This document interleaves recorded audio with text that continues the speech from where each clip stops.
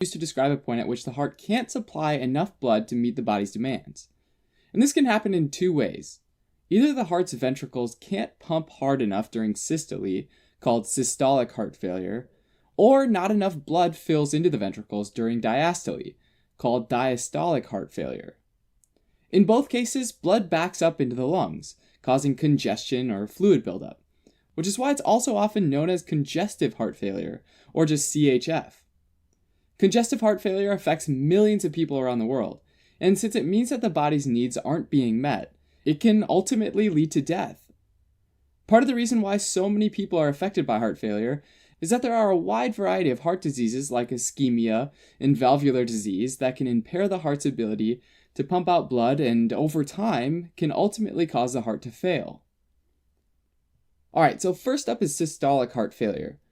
Kind of a mathematical way to think about this one is that the heart needs to squeeze out a certain volume of blood each minute, called cardiac output, which can be rephrased as the heart rate, or the number of beats in a minute, multiplied by the stroke volume, the volume of blood squeezed out with each heartbeat. The heart rate's pretty intuitive, but the stroke volume's a little tricky. For example, an adult heart might beat 70 times per minute, and the left ventricle might squeeze out 70 milliliters per beat. So 70 times 70 equals a cardiac output of 4,900 milliliters per minute, which is almost 5 liters per minute. So notice that not all of the blood was pumped out, right? And the stroke volume is only a fraction of the total volume. The total volume might be closer to 110 milliliters, and 70 milliliters is the fraction that got ejected out with each beat. The other 40 milliliters kind of lingers in the left ventricle until the next beat, right? In this example, the ejection fraction would be 70 milliliters divided by 110 milliliters, or about 64%. A normal ejection fraction is around 50 to 70%. Between 40 to 50% would be considered borderline, and anything about 40% or less would indicate systolic heart failure, because the heart's only squeezing out a little bit of blood each beat. So in our example, if the total volume of the left ventricle was 110 milliliters, but only 44 milliliters was pumped out with each beat, then you have 44 milliliters divided by 110 milliliters, which is 40%. And we would say that person is in systolic heart failure. Now, in addition to systolic heart failure, you've also got diastolic heart failure, which is where the heart's squeezing hard enough, but not filling quite enough. In this case, again, the stroke volume is low, but the ejection fraction's normal. How's that? Well, it's not filling enough, so there's a low total volume, say about 69 milliliters. Well, even though both are low, 44 milliliters divided by 69 milliliters is still 64%. In this situation, the failure is caused by abnormal filling of the ventricle so that the chamber doesn't get fully loaded or stretched out in the first place. Another term for this is having a reduced preload, which is the volume of blood that's in the ventricle right before the ventricular muscle contracts. An important relationship between systolic and diastolic function is the Frank-Starling mechanism, which basically shows that loading up the ventricle with blood during diastole and stretching out the cardiac muscle makes it contract with more force, which increases stroke volume during systole. This is kind of like how stretching out a rubber band makes it snap back even harder, except that cardiac muscle is actively contracting, whereas the rubber band is passively going back to its relaxed state. Alright, so heart failure can affect the right ventricle or the left ventricle or both ventricles. So someone might have right-sided heart failure, left-sided heart failure, or both, which is called biventricular heart failure, each of which can have systolic or diastolic failure. Having said that, if less blood exits either ventricle, it'll affect the other since they work in series. So left-sided could cause right-sided, and vice versa. So these terms really refer to the primary problem affecting the heart, basically which one was first. Usually, left-sided heart failure is caused by systolic, or pumping, dysfunction. And this is typically due to some kind of damage to the myocardium, or the heart muscle, which means it can't contract as forcefully and pump blood as efficiently. Ischemic heart disease caused by coronary artery atherosclerosis, or plaque buildup, is the most common cause. In this case, less blood and oxygen gets through the coronary artery to the heart tissue, which damages the myocardium. Sometimes the coronary is blocked completely, and that person has a heart attack, they might be left with scar tissue that doesn't contract at all, which again means that the heart can't contract as forcefully. Long-standing hypertension is another common cause of heart failure. This is because as arterial pressure increases in the systemic circulation, it gets harder for the left ventricle to pump blood out into that hypertensive systemic circulation. To compensate, the left ventricle actually bulks up, and its muscles hypertrophy, or grow so that the ventricle can contract with more force. The increase in muscle mass also means that there's a greater demand for oxygen, and to make things even worse, the coronaries get squeezed down by this extra muscle so that even less blood's delivered to the tissue.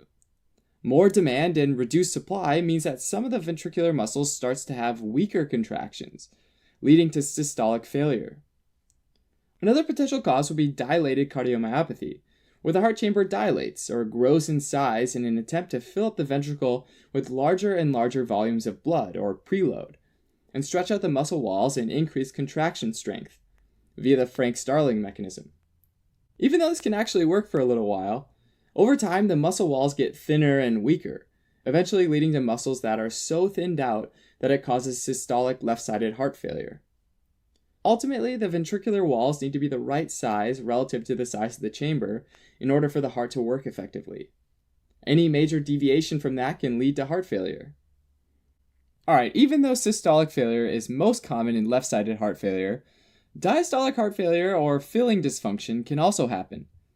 In hypertension, remember how the left ventricle hypertrophied? Well, that hypertrophy is concentric, which means that the new sarcomeres are generated in parallel with existing ones. This means that as the heart muscle wall enlarges, it crowds into the ventricular chamber space, resulting in less room for blood, meaning that in addition to contributing to systolic dysfunction, hypertension also can cause diastolic heart failure. Concentric hypertrophy leading to diastolic failure can also be caused by aortic stenosis, which is a narrowing of the aortic valve opening, as well as by hypertrophic cardiomyopathy, an abnormal ventricular wall thickening, often from a genetic cause. Restrictive cardiomyopathies are yet another cause. In this case, the heart muscle gets stiffer and less compliant, and therefore the left ventricle can't easily stretch out and fill with as much blood, which leads to diastolic heart failure. When the heart doesn't pump out as much blood, there's decreased blood flow to the kidneys, which activates the renin-angiotensin-aldosterone system, ultimately causing fluid retention, which fills the heart a bit more during diastole and increases preload, which increases contraction strength, again by the Frank-Starling mechanism. Unfortunately, just like the other strategies, in the long term, retaining fluid so that more fluid remains in the blood vessels typically leads to a large portion of it leaking into the tissues and can contribute to fluid buildup in the lungs and other parts of the body, which can worsen the symptoms of heart failure. Alright, so a major clinical sign of the heart not being able to pump enough blood forward to the body is that the blood starts to back up into the lungs.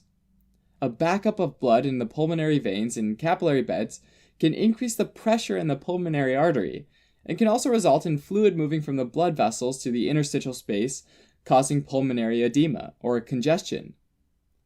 In the alveoli of the lungs, all this extra fluid makes oxygen and carbon dioxide exchange a lot harder, since a wider layer of fluid takes more time for oxygen and carbon dioxide to diffuse through, and therefore patients have dyspnea, or trouble breathing, as well as orthopnea, which is difficulty breathing when lying down flat, since that allows venous blood to more easily flow back from the legs and the gut to the heart and eventually into the pulmonary circulation.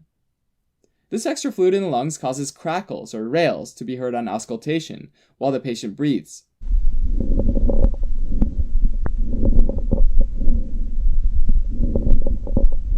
If enough fluid fills some of these capillaries in the lungs, they can actually rupture, leaking blood into the alveoli. Alveolar macrophages then eat up these red blood cells, which causes them to take on this brownish color from iron buildup. And then they're called hemosiderin-laden macrophages, also known as heart failure cells. For left-sided heart failure, certain medications can be prescribed to help improve blood flow, like ACE inhibitors, which help dilate blood vessels, as well as diuretics to help reduce the overall fluid buildup in the body, which helps prevent hypertension from worsening the heart failure. Now let's switch gears and think about right-sided heart failure, which is actually often caused by left-sided heart failure. Okay, remember how fluid buildup increased the pressure in the pulmonary artery? Well, this increased pulmonary blood pressure makes it harder for the right side to pump blood into. In this case, the heart failure would be biventricular, since both ventricles are affected. Someone can also have isolated right-sided heart failure, though, and an example of this would be a left-to-right cardiac shunt.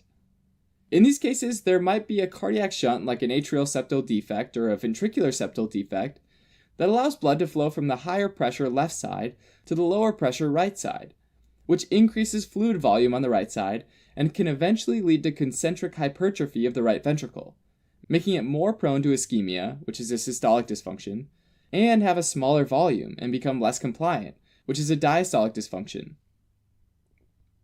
Another potential cause of isolated right-sided failure is chronic lung disease. Lung diseases often make it hard to exchange oxygen, right? Well, in response to low oxygen levels, or hypoxia, the pulmonary arterioles constrict, which raises the pulmonary blood pressure. This, just like before, makes it harder for the right side of the heart to pump against, and can lead to right-sided hypertrophy and heart failure. When chronic lung disease leads to right-sided hypertrophy and failure, it's known as cor pulmonale. With left-sided failure, blood gets backed up to the lungs. With right-sided failure, blood gets backed up to the body. And so patients have congestion in the veins of the systemic circulation.